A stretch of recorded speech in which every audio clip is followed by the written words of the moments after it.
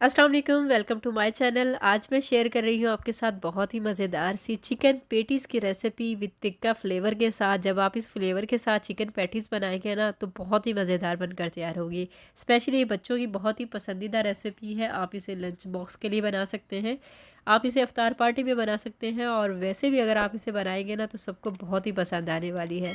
तो चलिए इस मज़ेदार सी पेटीज़ को बना लेते हैं और देख लेते हैं इसे बनाने के लिए हमें किन चीज़ों की ज़रूरत है।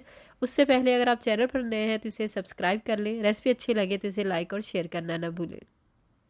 इस रेसिपी के लिए देखिए यहाँ पर मैंने कुछ मसाले लिए हैं, जिसमें हाफ़ टी स्पून काली मिर्च का पाउडर है, 1 टीस्पून तिक्का मसाला है, हाफ़ टी स्पून यहाँ पर मैंने अदरक का पाउडर लिया है, और हाफ़ टी स्पून ही यहाँ लहसुन का पाउडर है। आप चाहें यहाँ पर पेस्ट भी ले सकते हैं।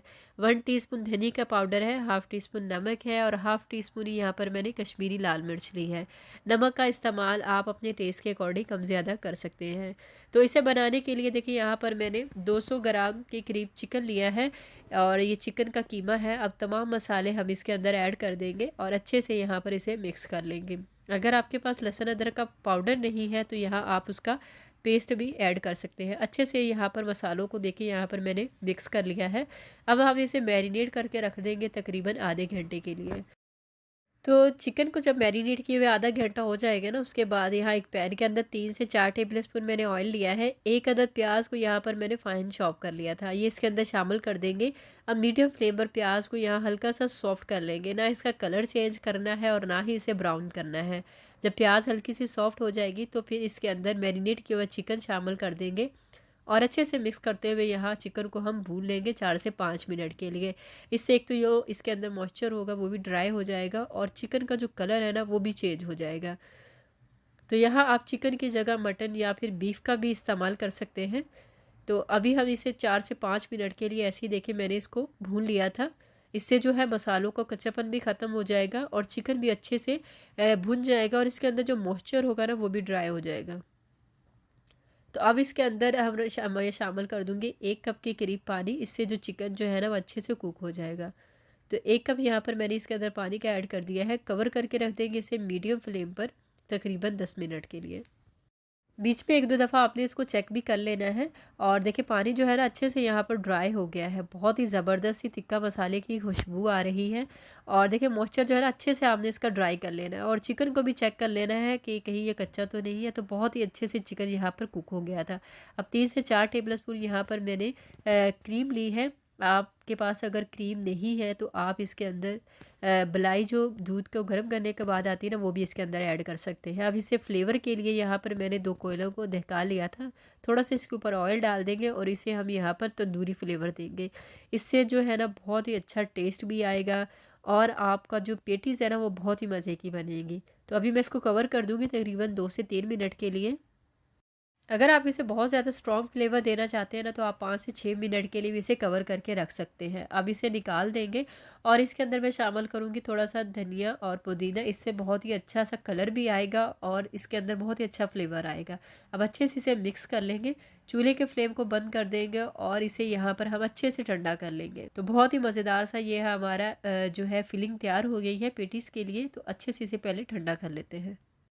पफ पेटीज़ के लिए देखिए यहाँ पर मैंने सुपरमार्केट से ये परचेज़ की थी। इसकी डो जो है ना वो आप घर पर भी आसानी से बना सकते हैं, नहीं तो आप इसे किसी भी सुपरमार्केट से आसानी से परचेज़ कर सकते हैं। ये बिल्कुल ऐसे ही कटी हुई थी, और आपको किसी कोई भी यहाँ पर इसकी शेप दे सकते हैं। आप स्क्वायर में इसको बनाना चाहते हैं, या समोसा की शेप देना चाहते हैं, या फिर आप कोई और भी शेप देना चाहते हैं ना तो आप इजीली इसको बना सकते हैं। तो यहाँ पर ज़रूरत के मुताबिक मैं इस्तेमाल कर लूँगी, और बाकी को हम फ्रिज में रख देंगे। तो यहाँ पर मैंने 4 अदर पेटीज़ ले ली है। अब जो चिकन की फिलिंग थी ना वो अच्छे से ठंडा होने के बाद आपने इसके ऊपर फिल करनी है। अच्छे से ये ठंडी हो गई थी, उसके बाद यहाँ पर मैंने तकरीबन 2 टेबल स्पून इसके अंदर ऐड की हैं, और सारी पेटीज़ को मैं ऐसे ही तैयार कर लूँगी। तो आप इसे चाहें तो पैन में भी बना सकते हैं, ओवन में भी इसे बेक कर सकते हैं, और आज मैं बना रही हूँ इसे एयर फ्रायर के अंदर। तो आप चाहें तो एयर फ्रायर में भी इसे बेक कर सकते हैं। तो यहाँ पर मैंने तकरीबन 2 टेबल स्पून जो है वो फिलिंग रखी है। आप अपने टेस्ट के अकॉर्डिंग यहाँ कम ज़्यादा कर सकते हैं, लेकिन बहुत ज़्यादा इसको नहीं भरना, वरना क्या होगा फिलिंग जो होती है ना वो बाहर निकल जाती है, तो वो सही से ये बंद भी नहीं होगा। तो इसलिए यहाँ बस ज़्यादा नहीं फिलिंग डालेंगे, बस इतनी ही।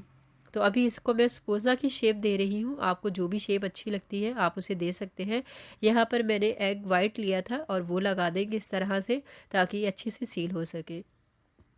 तो एक अंडा लिया था, उसका मैंने वाइट पार्ट अलग कर दिया था और जो येलो वाला पार्ट था ना उसको अलग कर लिया था। तो जो ये वाइट वाला पार्ट है ना उसको इससे जो अच्छे से स्टिक हो जाएगी, और हल्का सा फिंगर की मदद से इसको देखिए मैंने यहाँ पर प्रेस कर दिया है। इसको फोल्ड कर देंगे इस तरह से समोसा की शेप की तरह।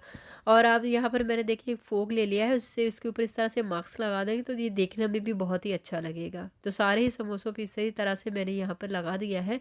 अब जो येलो वाला पार्ट है अंडे का इसको ऊपर लगा देंगे, इससे बहुत ही अच्छा कलर भी आएगा और ये बहुत ही ज़बरदस्त बनकर तैयार होगी।